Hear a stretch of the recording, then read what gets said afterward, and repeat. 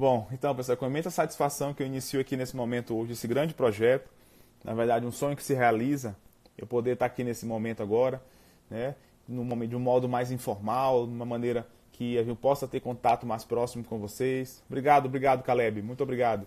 Então, o áudio tá bom, Caleb? Tá tudo bem? Ótimo, obrigado por vocês estarem participando, tirar uma parte do tempo de vocês, para que a gente possa aqui compartilhar junto, aprender um pouco mais sobre diabetes. Isso é uma coisa que a gente vai crescer cada vez mais nesse assunto em relação ao diabetes, compartilhando conhecimento, aprendendo com todos vocês. E é por isso que eu estou aqui nesse momento, tá? Então é uma coisa que eu já queria ter feito há algum tempo e que agora a gente começa a dar início a isso. Na verdade, é um projeto chamado Abra os Olhos para o Diabetes. Em que consiste esse projeto, pessoal? Então, consiste, na verdade, em semanalmente, ou seja, nas quintas-feiras, exatamente às 8 horas e 20 minutos, que é 20 e 20, né? 20 horas e 20 minutos, nós iremos fazer uma transmissão ao vivo, ou seja, nós iremos compartilhar conhecimento, nós iremos reunir com especialistas de diversas áreas relacionadas a diabetes e nós iremos tirar dúvidas, nós iremos responder perguntas, nós iremos pegar durante a semana toda do nosso consultório, da nossa vida, nós vamos pegar do Instagram, pegar do YouTube, do nosso canal do YouTube, que vocês podem adicionar. É Álvaro Bruno Botentuí, professor Álvaro Bruno Botentuí. E aí as principais perguntas nós iremos selecionar, né? Fazer uma seleção de 5 a 10 perguntas e nós iremos responder aqui ao vivo. De modo que todo mundo possa aprender um pouco mais e possa disseminar e difundir essa informação sobre o diabetes. Pois isso é muito importante. Isso vai salvar vidas, isso vai orientar as pessoas a ter uma vida muito melhor. Eu não tenho dúvida disso. Então, vocês são muito bem-vindos aqui a participar hoje comigo desse projeto que se inicia hoje, nessa data, no dia 26 de setembro de 2019, a exatamente 20h20, né? Exatamente às 8 horas e 20 minutos.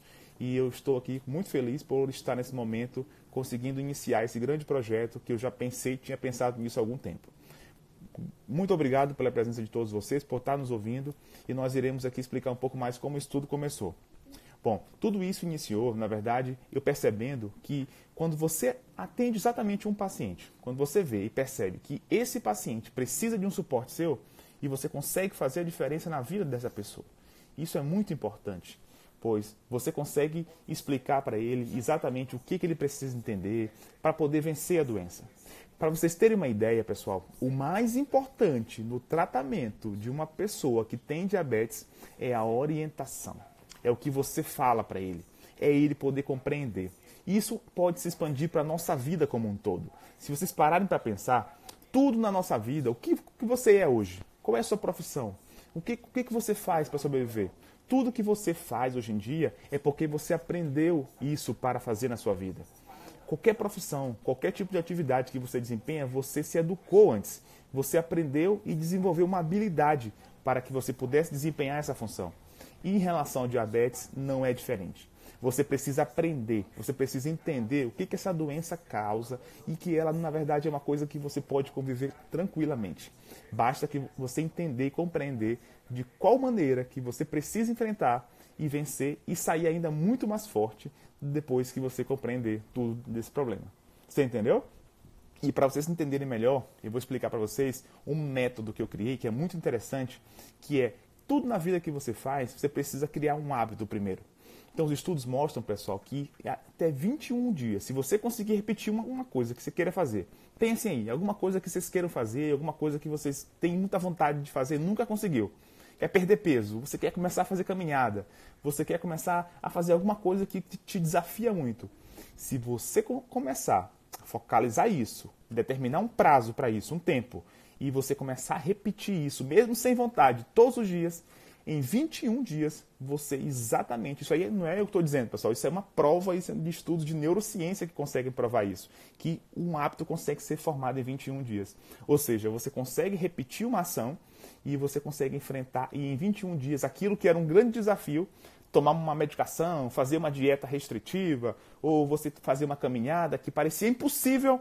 Em 21 dias, se você conseguir fazer isso corretamente, isso vai passar a ser um hábito. Você vai sentir falta depois, se não fizer.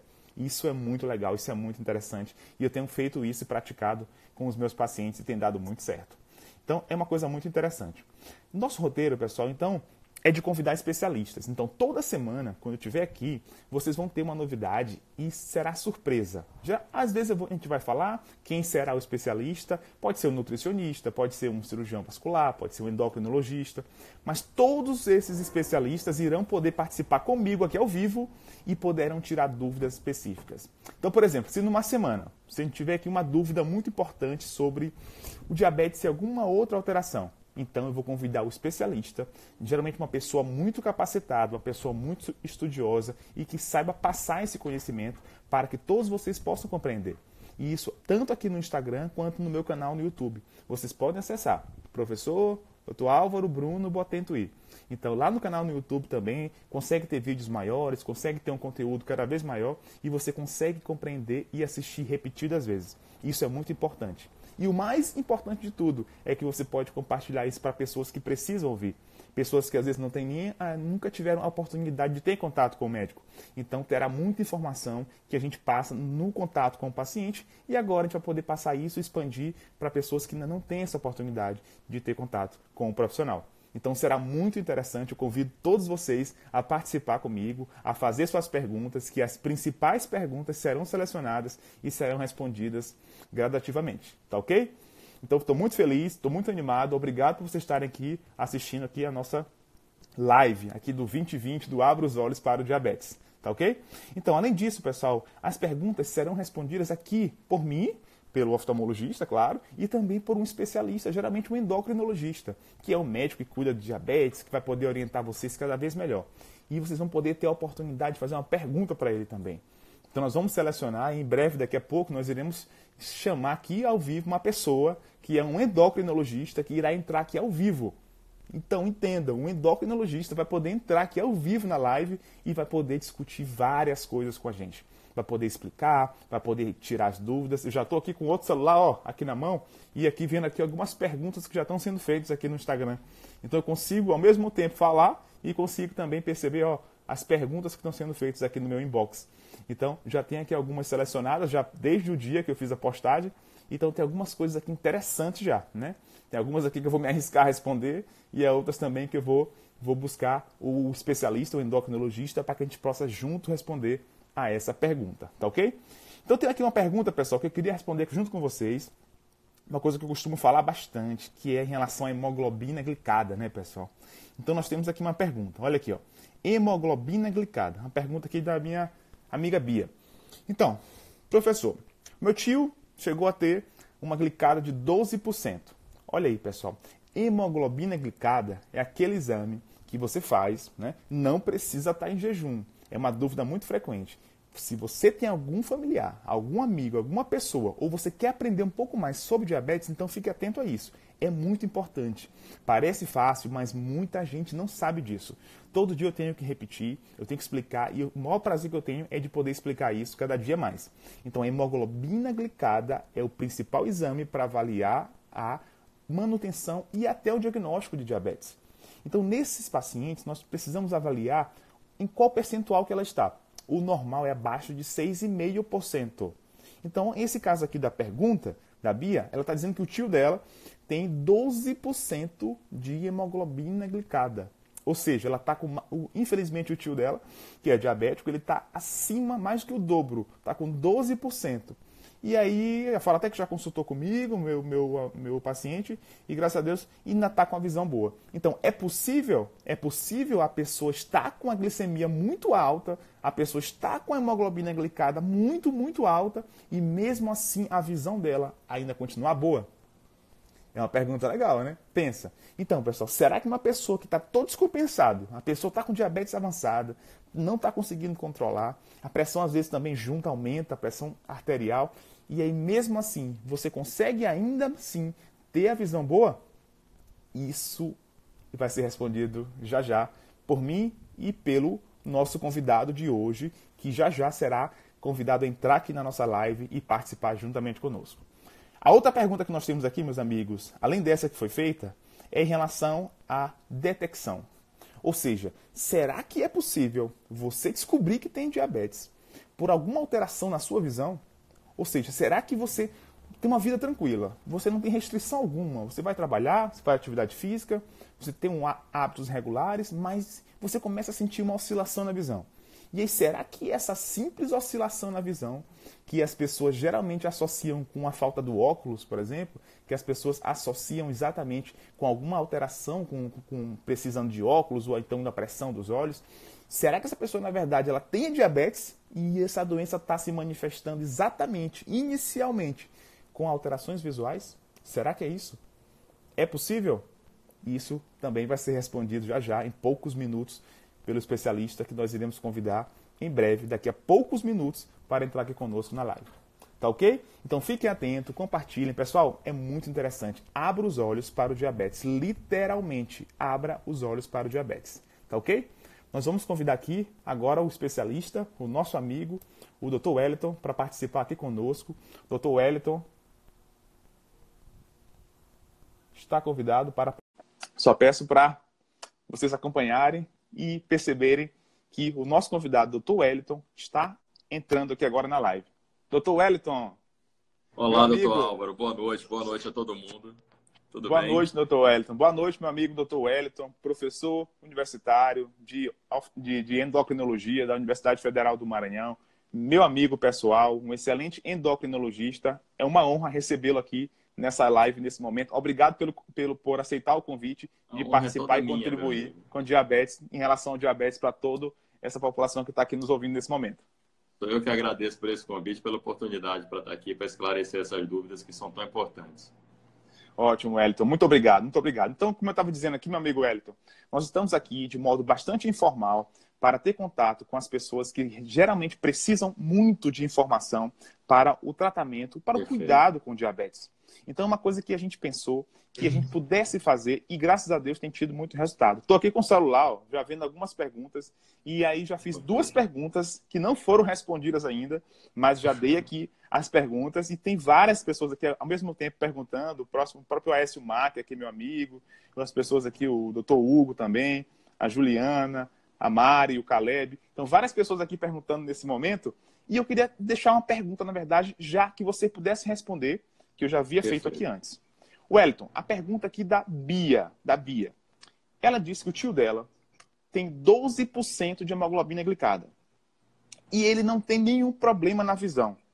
Wellington, pela sua experiência, pelos pacientes que você atende, pela residência que você fez, o doutorado que você fez no Rio de Janeiro, a experiência que você tem em diabetes, isso é comum? Uma pessoa ter o diabetes tão descompensado e mesmo assim estar com a visão parecendo estar boa ainda?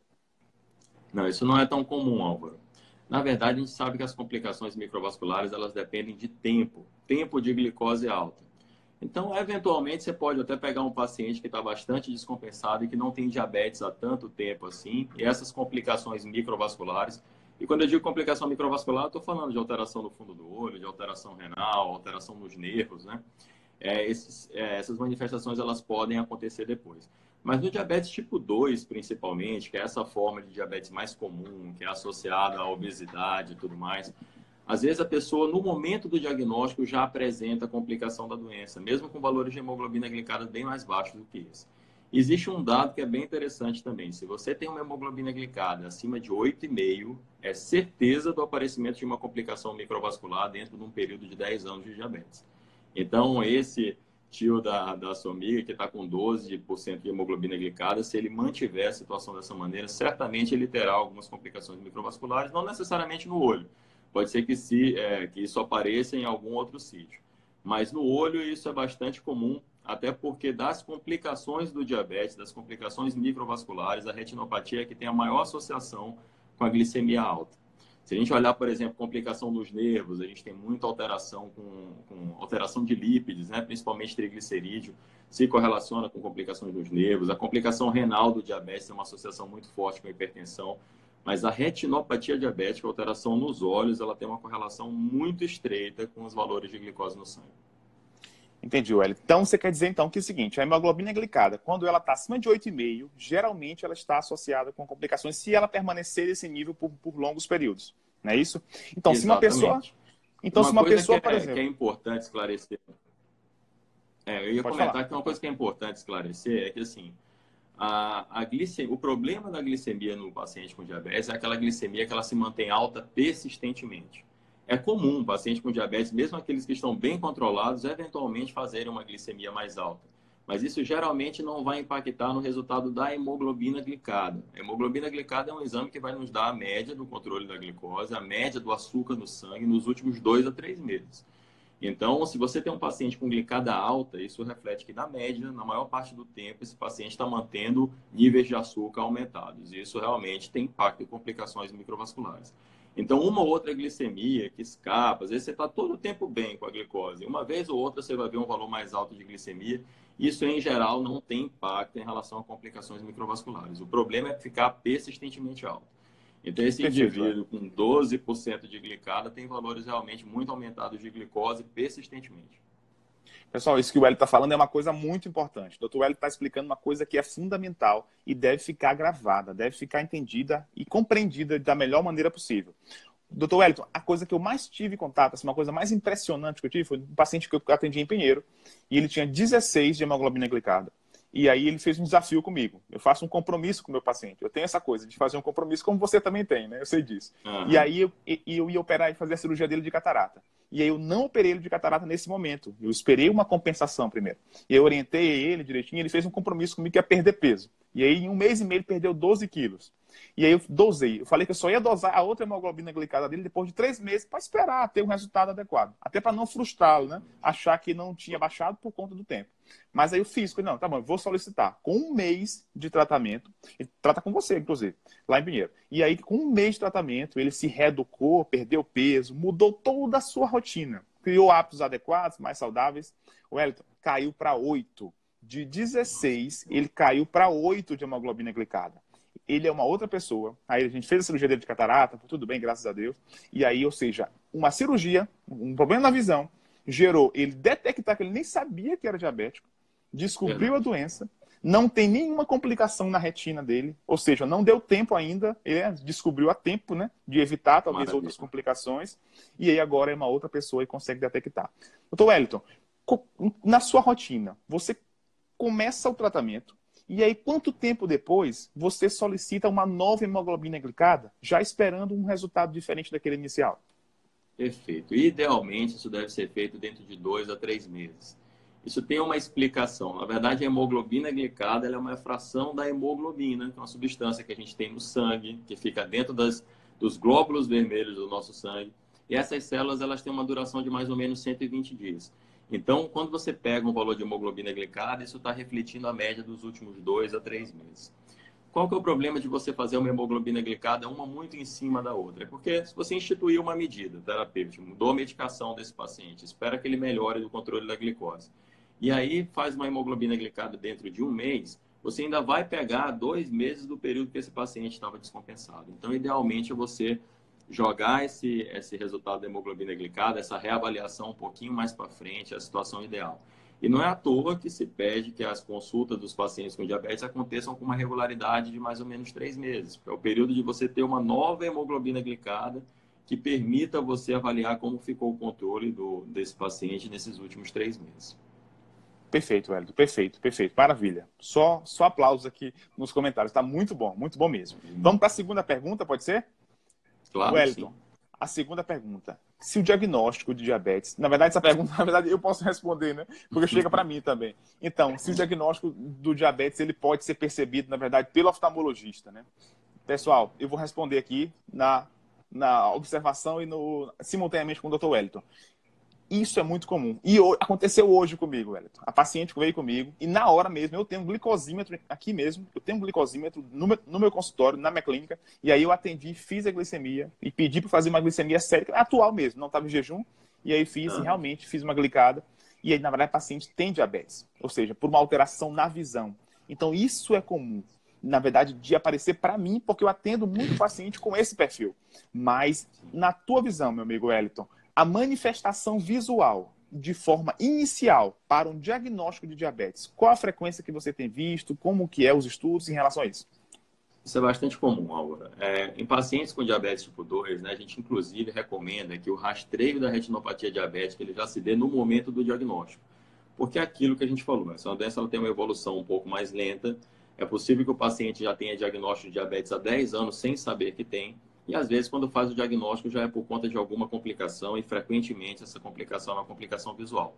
Mas é importante ter em mente também duas alterações que o diabetes faz na visão. Uma de curto prazo, quer dizer, se você tem uma oscilação de glicemia num dia, por exemplo, você fez uma refeição muito rica em carboidrato, essa glicose subiu demais, você pode ter uma turvação visual, que é uma turvação visual momentânea.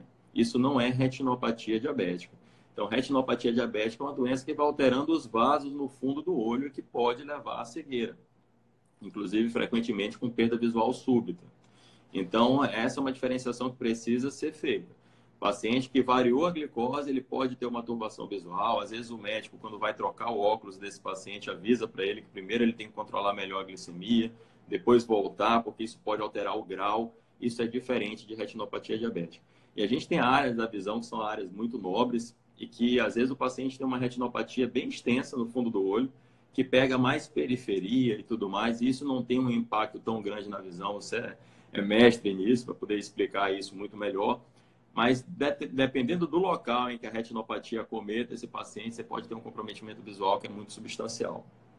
Então, Perfeito, Hélio. Maravilha. são todos detalhes a respeito dessas alterações no fundo de olho que nós temos que estar ciente. Agora, o diagnóstico pode ser feito, sim, a partir de uma alteração visual.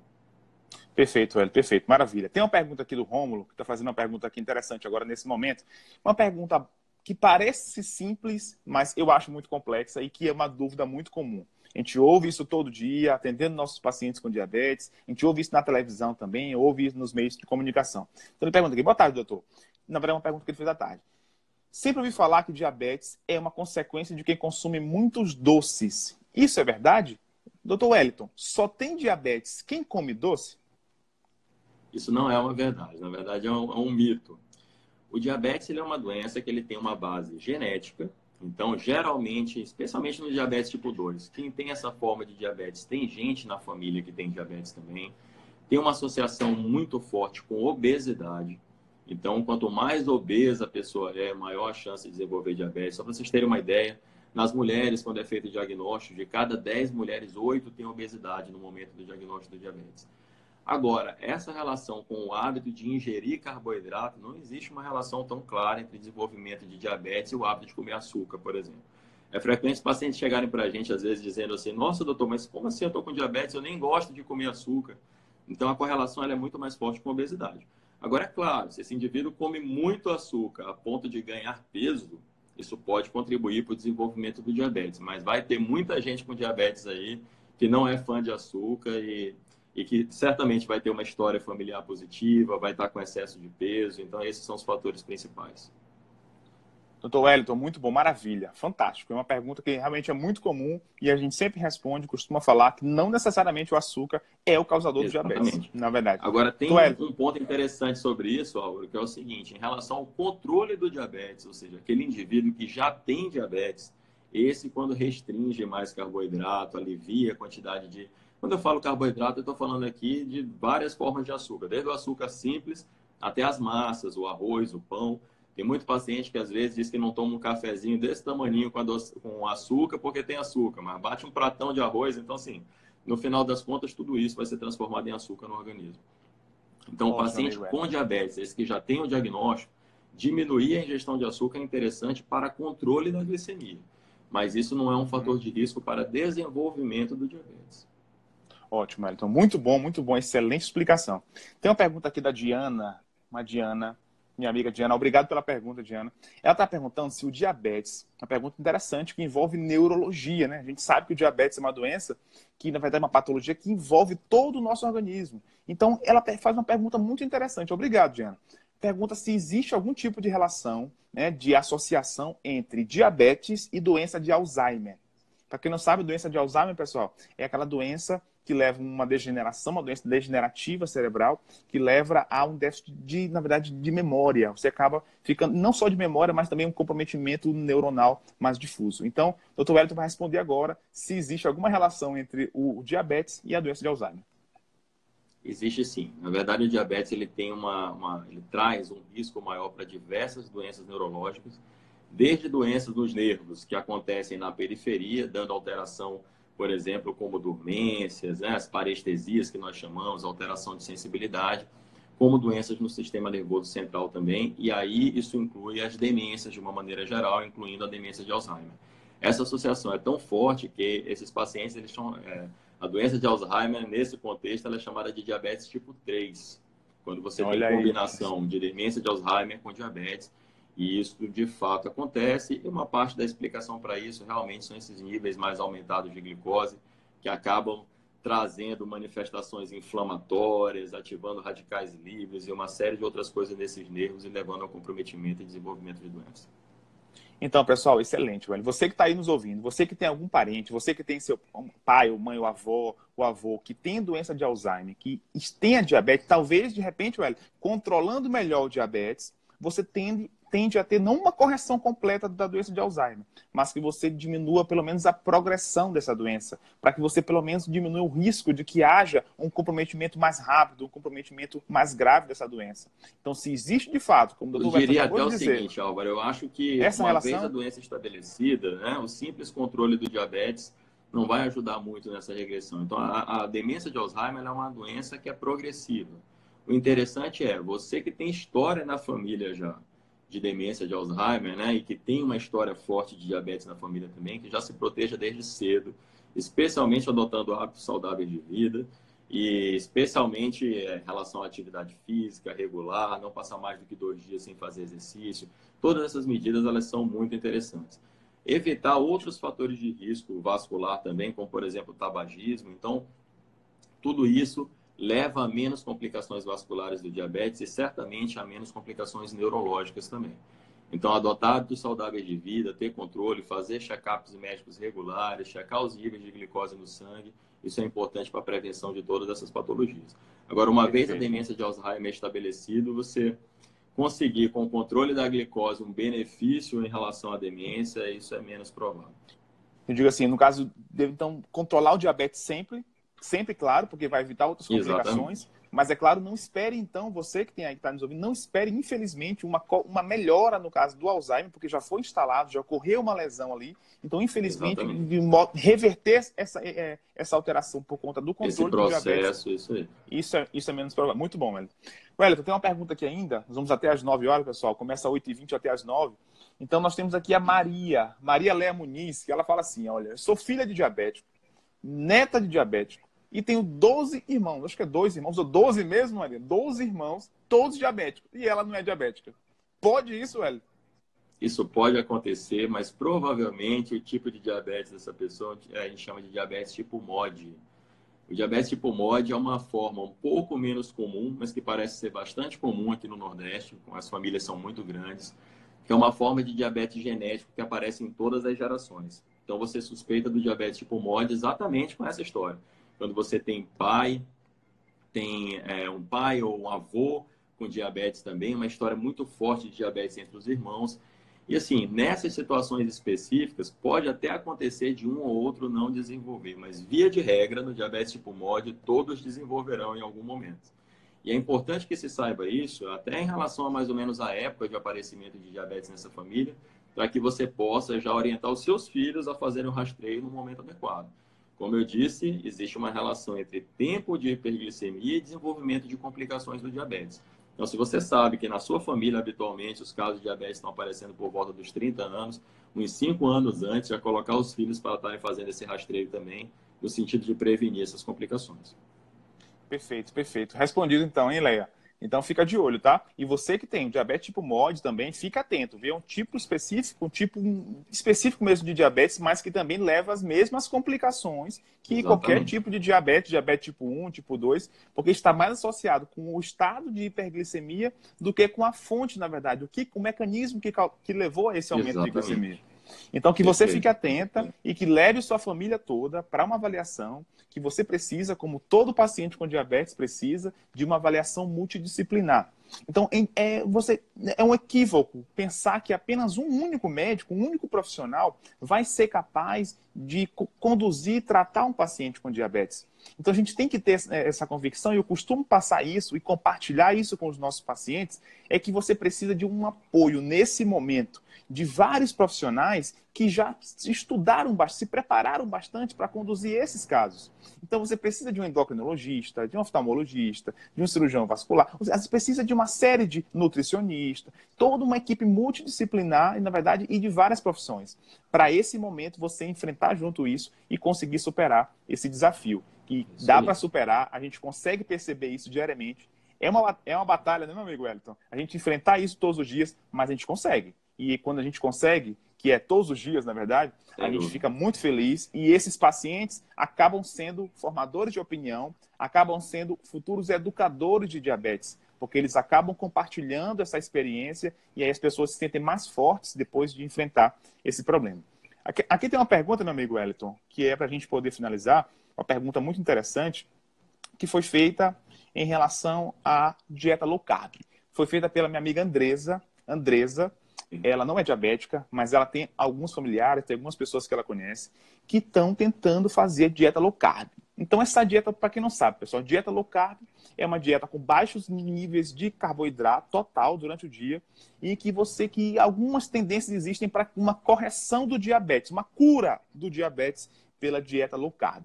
Então, a pergunta que eu recebo também diariamente aqui pelas minhas redes sociais, recebo no consultório, por pacientes, por meus alunos, por pessoas. E agora o Dr. Wellington Santana, professor de endocrinologia da UFMA, vai responder essa pergunta, a sua opinião em relação a isso. Álvaro, existe sim. Primeiro é preciso a gente distinguir de qual tipo de diabetes a gente está falando. No caso do diabetes tipo 1, o diabetes tipo 1 é uma doença imunológica, que as nossas células de defesa que deveriam matar bactérias, vírus, se voltam contra o próprio organismo e destroem as células produtoras de insulina. Esses pacientes, em geral, evoluem para o uso de insulina e eles vão ter um controle mais fácil fazendo uma dieta com restrição de carboidrato, uma dieta low carb, do que aqueles que estão comendo carboidrato à vontade. Agora, no caso do paciente com diabetes tipo 2, existe um potencial para reversão do diabetes, sim. Mas é preciso a gente entender quem é esse paciente que vai reverter. Se você pegar um paciente que já tem 20 anos de diabetes, por exemplo, o cara já utiliza altas doses de insulina, já entrou em falência da célula produtora de insulina, que é a célula beta, esse paciente ele não vai reverter. Ele vai melhorar o controle glicêmico, ele vai diminuir as necessidades dele de insulina por estar comendo menos carboidrato, mas ele não vai reverter. Agora, aquele paciente que ainda tem uma reserva de insulina, que consegue controlar bem o diabetes só com medicamentos orais, que está às vezes com excesso de peso, e a dieta low carb ajuda esse paciente a reduzir peso. Esse paciente ele tem um potencial sim de reversão do diabetes. Agora entendam uma coisa, essa reversão ela pode persistir ou o diabetes pode recorrer, ele pode voltar. Então isso depende de uma manutenção desse padrão dietético ao longo do tempo. Então não adianta você fazer dieta low carb 6 meses, melhorar os seus exames, entrar em critério de reversão do diabetes e achar que você está livre do diabetes para o resto da vida. Porque no momento que você restabelecer aqueles hábitos antigos, o diabetes vai voltar, sem sombra de dúvidas. Meu amigo Wellington, excelente explicação. Ficou muito claro, tem muita clareza nessa explicação. Então, que fique bem claro que já tem algum estudo que comprova o tempo, assim, um estudo de 10, 20 anos de pessoas que fizeram dieta low carb, buscando a cura do diabetes. Essa cura continua sendo mantida ao longo dos anos, há uma perda significativa ao longo dos anos, porque a pessoa pode acreditar, meu amigo Wellington, que porque ficou com baixos níveis de glicose durante um certo momento, que aquilo vai permanecer por longos períodos. E, na verdade, aquilo pode ser apenas uma ilusão, pode ser apenas algo momentâneo. Então, existe alguma coisa, existe algum estudo que comprova, que mostra que pessoa com 10, 20 anos depois de dieta low carb, ele consegue manter esse padrão de cura do diabetes? Álvaro, existem vários estudos mostrando esse padrão de reversão do diabetes, não só com dieta low carb, mas com dieta com restrição calórica intensa, dieta de muito baixa caloria. Agora, em relação à sustentabilidade, eu desconheço. Estudos que demonstrem que no período de 10 anos, por exemplo, pacientes que se mantiverem em dieta low carb, eles tiveram reversão total do diabetes. Mas é possível a gente acreditar que sim. Uma situação parecida em que você tem não necessariamente restrição de carboidrato, mas restrição calórica são os pacientes da cirurgia bariátrica. A gente sabe que a cirurgia bariátrica ela mexe em várias coisas no organismo, ela muda o trânsito intestinal, muda a produção de alguns hormônios e isso facilita a reversão do diabetes. Mas aquela reversão que acontece logo nos primeiros instantes já, pouco tempo depois da cirurgia bariátrica, basicamente se dá por diminuição da ingestão de carboidrato e de calorias de uma maneira em geral. Então, o papel da dieta nesse processo é fundamental. E a longo prazo, a gente sabe que alguns desses pacientes eles vão voltando a desenvolver diabetes, especialmente aqueles que conseguem recuperar o peso. Então, manter um bom padrão alimentar, manter o peso adequado, isso é fundamental para a durabilidade. Perfeito. Agora, realmente, a gente não tem uma evidência de longo prazo para dizer, olha, a partir de tantos anos, esse diabetes, ele já não essa reversão não se sustenta ou coisas desse tipo. Perfeito, velho. Perfeito. Maravilha. Ficou bem claro. Vamos acompanhando. Mas tem várias perguntas aqui nesse momento. O que é dieta low carb? Então, dieta low carb, low é de baixo, carb de carboidrato. O que é carboidrato? Tudo que é massa, pessoal. Tudo que é massa. Ou seja, macarrão, pão, biscoito, tudo que for massa é chamado de carboidrato, né? São fontes energéticas que existem para o organismo de fornecimento rápido de energia. Então, dieta low carb é que você faz um tipo de dieta em que você come baixas quantidades, quase nada de carboidratos, essas massas, durante o dia todo. Então, isso é a dieta low carb, tá bom? Tem uma pergunta aqui, Wellington, para a gente poder terminar, uma pergunta muito também interessante da Tininha Fernandes. Então, ela fala assim, ela deve estar gestante, está perguntando aqui, uma única medida da glicemia alterada em uma gestante é suficiente para fechar o diagnóstico de diabetes na gestação? Pergunta aqui sobre diabetes gestacional, que é mais um tipo de diabetes, nós vamos explicar depois. Tipo 1, tipo 2 e gestacional. Como que é? Perfeito. Essa questão do diagnóstico. De uma maneira geral, o diagnóstico de diabetes ele é feito sempre com ou 2 exames alterados, que podem ser o mesmo exame ou exames diferentes. Então, a gente dá o diagnóstico com base em glicemia de jejum alterada, em hemoglobina glicada, que é aquele exame que dá a média do controle nos 3 meses, ele serve para diagnóstico também, e no chamado teste de tolerância oral à glicose. Nos pacientes, de uma maneira geral, você precisa ter 2 exames alterados, ou 2 glicemias em jejum, ou uma glicemia em jejum e uma hemoglobina glicada, e assim sucessivamente. No caso do diabetes gestacional, é diferente. Você não precisa confirmar isso. Se o paciente tiver um exame alterado, seja a glicemia em jejum, que é feita naquela primeira consulta pré-natal, ou no teste de tolerância oral à glicose, que todas as gestantes que não tiveram alteração prévia vão ter que fazer entre a 24ª e 28ª semana de gestação, uma curva de 3 pontos de glicose, a gente vai poder estabelecer esse diagnóstico com apenas um valor alterado. Agora, é importante esclarecer também que a maioria dessas pacientes com diabetes gestacional, ou seja, aquele diabetes que foi reconhecido na gestação, que é diferente do diabetes prévio, que é aquela mulher que já tinha diabetes desde antes da gestação, o controle vai ser possível só com medidas dietéticas. Então, isso é fundamental que fique muito claro. E quando a gente não consegue estabelecer esse controle glicêmico, alcançar as metas só com controle dietético, aí é necessária a insulinização dessa mulher. De uma maneira, via de regra, é a terapia que a gente faz, é a insulina. Mas Perfeito, pode pessoal. sim, com uma medida alterada, você dar esse diagnóstico. Agora, lembrar, precisa ser uma glicemia de laboratório. Não vale aquela glicose na ponta do dedo. Isso é muito importante ser lembrado, viu? Essa glicemia não é aquela de furar o dedo que é capilar. Ela tem uma margem ali de erro e ela pode ser falseada por vários fatores. Agora, a glicemia sérica, a glicemia do sangue que você faz o exame, essa sim é de fato mais confiável. Muito bom, muito boa pergunta. Em relação também à gestante, nós temos o exame de fundo de olho, né? Puxando um pouco para a oftalmologia. Então, toda gestante deve fazer, porque na verdade, as pacientes que já são diabéticas, que já têm diabetes e que engravidam, né, vão continuar diabéticas e pode haver uma descompensação. Ou seja, pode acelerar o processo de descompensação devido a alterações hormonais que existem durante o período gestacional. E isso pode haver uma piora da retinopatia, uma piora da catarata, uma piora do diabetes como um todo, da glicemia, em relação à nossa visão. E isso requer um monitoramento. E nós fazemos uma avaliação trimestral desse fundo de olho da gestante. Isso é muito importante. Uma dúvida outra frequente é se a gestante deve manter os medicamentos que ela já usa para o diabetes antes da gravidez ou se ela deve passar para a insulina durante a sua gravidez. Tem uma pergunta aqui sobre isso. Perfeito. Nos casos de diabetes prévio, né, aquela gestante que já fazia o uso de medicação, essas medicações elas precisam ser abandonadas e, em geral, essa paciente vai ser insulinizada. Existem algumas evidências bem recentes para a utilização de algumas drogas orais, especialmente a metformina, nesse contexto de tratamento de diabetes gestacional, Mas há um trabalho, Álvaro, há pouco mais de uma semana estava vendo o Congresso Europeu de Diabetes.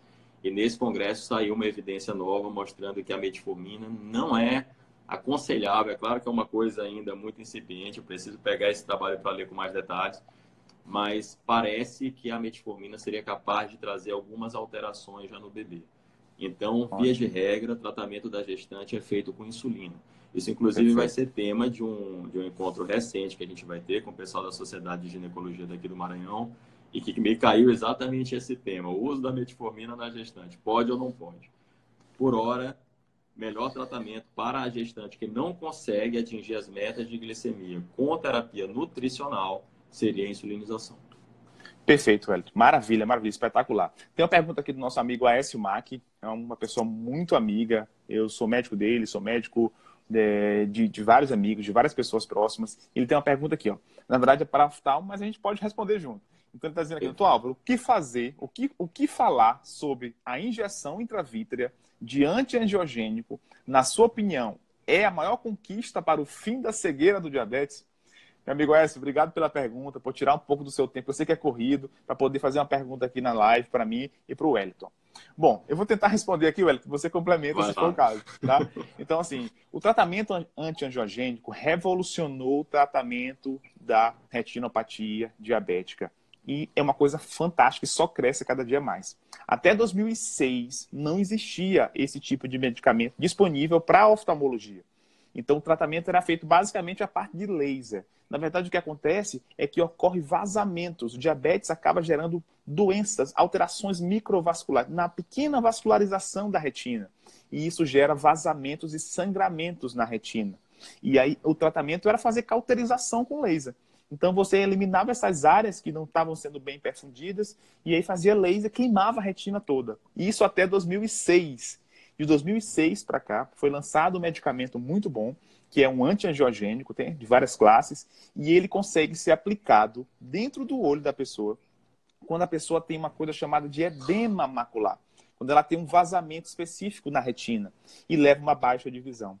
Então, essa cegueira causada pelo edema macular, que é a principal causa de cegueira no diabetes, é esse vazamento que ocorre na parte central, que é a mácula, ele consegue ser tratado pelo antiangiogênico. E, de certa maneira, sim, ele consegue evitar a cegueira no diabetes por esses casos específicos, né? Porque o diabetes pode causar cegueira por diversos mecanismos, mas por esse mecanismo específico do edema, ele consegue ser tratado de modo satisfatório. Eu sei que sua mãe, eu cuido dela também, é minha paciente, e a gente está tratando e está melhorando cada vez mais. Eu acho, assim, eu posso te afirmar hoje, meu amigo Aécio e o Wellington, que pela minha experiência é a maior, digamos, só perde para catarata, de maior mudança, de maior percepção de mudança de uma visão de uma pessoa. Só perde para catarata, né? Quando você tem catarata e opera, aquilo muda de uma hora para outra. Mas o edema macular, quando não há uma lesão de fotorreceptor, não há uma lesão de cone bastonete, e você aplica as medicações, depois de 3 injeções, depois de 3 meses, aquilo, meu Deus do céu, é uma revolução. Ou seja, Álvaro, é uma transformação muito grande que o paciente sofre e ele percebe isso. Isso que é mais legal. E ele consegue, juntamente, claro, com o controle do diabetes, e isso consegue ser otimizado. Ou seja, essa ação sinérgica, essa ação do endocrinologista, essa ação nossa da oftalmologia, consegue dar um impulso e o paciente melhora muito. Pode falar, meu amigo você Hélio. chamou a atenção para uma coisa importantíssima, né, que é o controle glicêmico nesse contexto. Então, vejam bem, essa é uma complicação que vem da glicose alta. E não adianta você estar utilizando um medicamento antiangiogênico ou fazendo um outro tipo de terapia para o fundo do olho e manter essa glicose elevada. Aquilo ali vai se resolver Perfeito. momentaneamente e o problema vai voltar depois. Então, controlar o diabetes é fundamental nesse contexto. As terapias precisam vir juntas.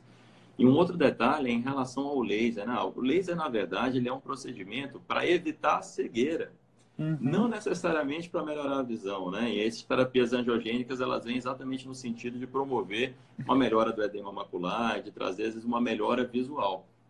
Coisa que com o laser, dependendo da área que você precisa queimar toda, você evita que esse paciente fique cego, mas nem sempre a visão dele fica a melhor visão possível.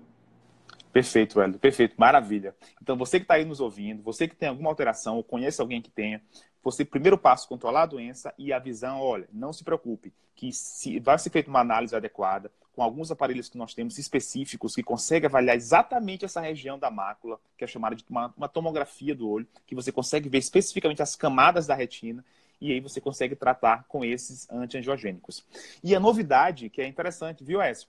Que até pode falar para sua mãe, e aí que é agora, no outro mês agora em outubro, na Academia Americana, vou até estar lá presente no congresso, em São Francisco, vai ser lançado um novo antiangiogênico, que ele vai ter uma ação ainda mais específica sobre alguns receptores e ele vai conseguir melhorar esse edema de mácula, essa resposta. Porque hoje, Wellington, um terço dos pacientes são mal respondedores. Eles não conseguem responder, mesmo com a glicemia adequada, mesmo controlando já esse fator metabólico. Eles não conseguem responder a essas medicações. Então, a gente vai ter agora uma nova medicação que os estudos vão ser divulgados nesse congresso que nós estaremos presentes. Portanto, acompanhe as redes sociais, eu vou divulgar tudo para vocês, eu vou mandar todas as informações resumidas para que vocês possam ter acesso ao melhor tipo de qualidade possível no tratamento do paciente com diabetes. Meu amigo E Wellington. aí, queria só deixar um recadinho, Álvaro, aqui bem breve, porque eu sei que a gente já está no nosso tempo. Diabetes hoje é uma doença extremamente comum. A gente tem mais de 14 milhões de pessoas com diabetes no Brasil. Praticamente 1 a cada 10 pessoas no Brasil. Acima dos 65 anos é 1 a cada 5, pelo menos nas capitais brasileiras. E o que eu quero dizer? Que a taxa de complicação é muito elevada exatamente porque é muita gente que não consegue se tratar de maneira adequada. É possível prevenir todas as complicações do diabetes com um controle glicêmico eficiente, um diagnóstico precoce e um controle glicêmico eficiente. Então, a gente, claro, sempre vai estar estudando novas terapias para trazer as pessoas que já são acometidas por complicações microvasculares, de resgatar essas pessoas e trazer qualidade de vida para elas. Mas o fundamental é lembrar da prevenção. Tanto para o desenvolvimento do diabetes, quanto uma vez o diabetes estabelecido, a prevenção das complicações microvasculares, entre elas a retina. Isso é indispensável de ser relembrado. Ótimo. Pessoal aqui, exatamente, velho. Pessoal que fala na Débora, querendo mais lives dessa. Vai ter, pessoal. Toda quinta-feira, não perca. Esse é um projeto Abra os Olhos para o Diabetes. Toda quinta-feira, exatamente às 20h20, às 20h20, estaremos aqui presentes com pessoas, com convidados especiais. Hoje estaremos com o Dr. Wellington, estamos com o Dr. Wellington aqui, que é uma honra ele poder ter aceitado esse convite, de poder participar desses minutos com a gente e compartilhar. Está sendo aqui, ele está superando nossas expectativas, né? E aqui tem nosso aluno Carlos, nosso aluno do 8º período de medicina, da UFMA, lá de Pinheiro, legal, que ele está aqui perguntando e eu tenho que responder, porque ele é meu aluno querido, meu paciente também. Nosso paciente, né? Ele, na verdade, está perguntando, e a dieta cetogênica? Então, a gente foi falar de dieta low carb, agora está falando do oposto, da dieta, na verdade, dieta cetogênica. O que é dieta cetogênica, Wellington? E responde para o Carlos. Funciona para curar diabetes? Olha, tudo que foi falado para dieta low carb vai valer para dieta cetogênica aqui também. O que é dieta cetogênica? São dietas com restrição grande de carboidrato. Em geral, as dietas cetogênicas elas têm menos de 50 gramas de carboidrato nessa dieta.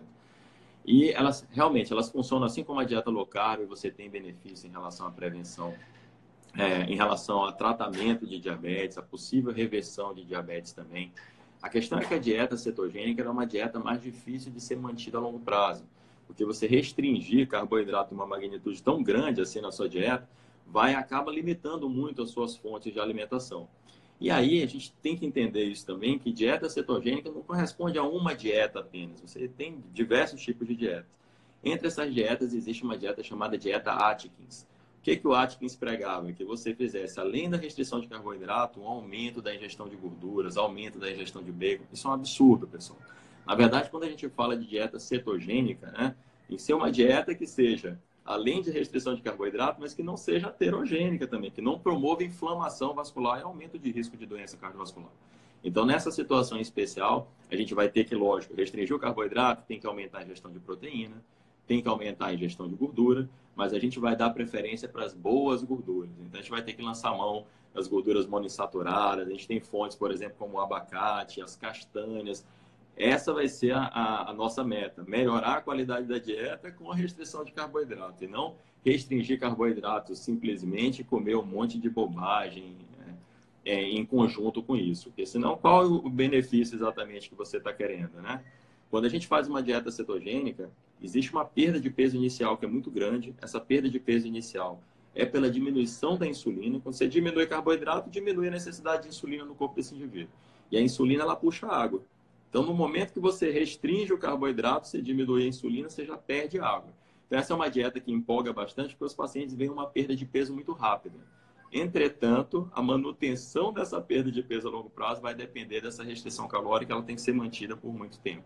E aí existem outros detalhes da dieta cetogênica, que aumenta da ingestão proteica, pode levar a um aumento da formação de cálculo renal. Então, em geral, essa é uma dieta que precisa de acompanhamento nutricional e acompanhamento médico em conjunto.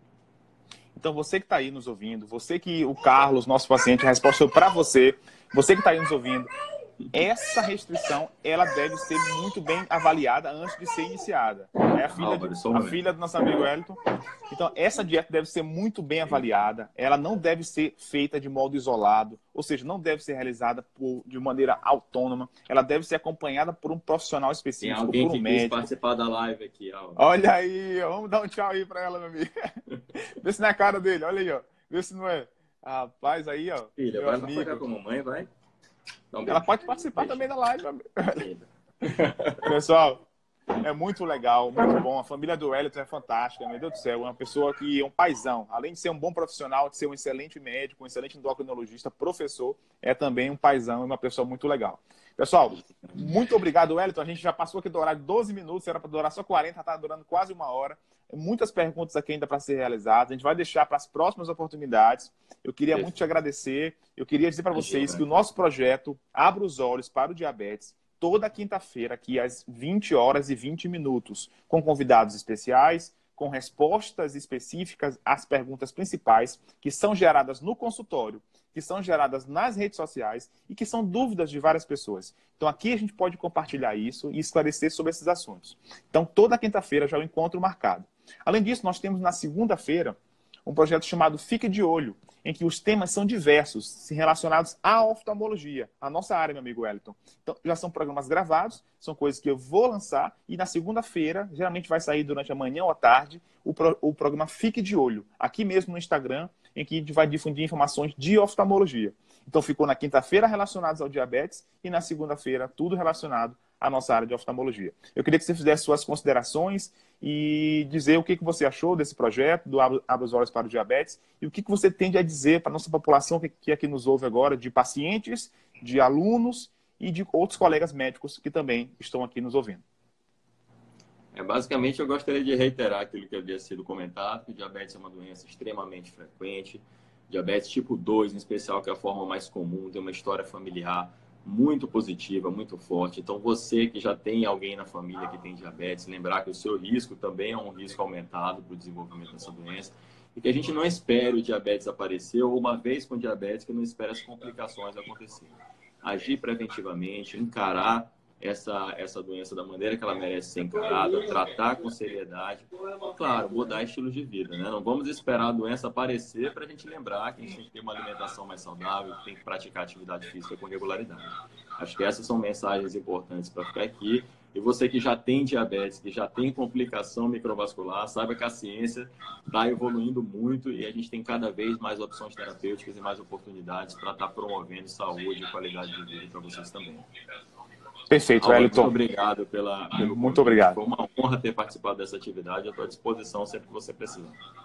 Wellington, muito obrigado. Eu te agradeço muito pelo convite, ou, na verdade, pelo aceite do convite, por estar presente nesse momento. As pessoas estão aqui falando que estão adorando, que fizeram queriam ficar aqui o dia todo conversando com você. Sei que você tem tempo com sua família. Um abraço na Naira, um abraço na sua filha maravilhosa, linda, nos seus pais também, que eu conheço, que são nossos amigos. E dizer assim, pessoal, quero deixar aqui uma mensagem final. Que o que é disciplina, né? Muita gente pergunta, eu corro todo dia de manhã, Wellington, eu tenho uma rotina, quem me acompanha aqui nas minhas redes sociais percebe, eu tenho uma vida assim, como é que você consegue fazer tanta coisa? Porque eu consigo organizar, eu consigo ter uma disciplina, e essa disciplina, ela consegue ser dita, eu costumo ter uma definição para isso, é que é a troca de um prazer imediato por um prazer futuro.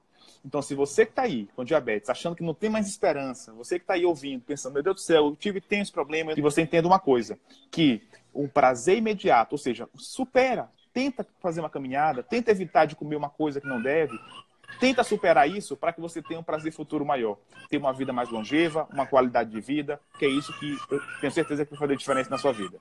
Tá ok? Um grande abraço. Wellington, todo mundo, agradeço pelas perguntas, pela participação e conte conosco sempre. Abra os olhos para o diabetes. Um abraço. Até mais, pessoal. Boa noite. Até mais, boa noite.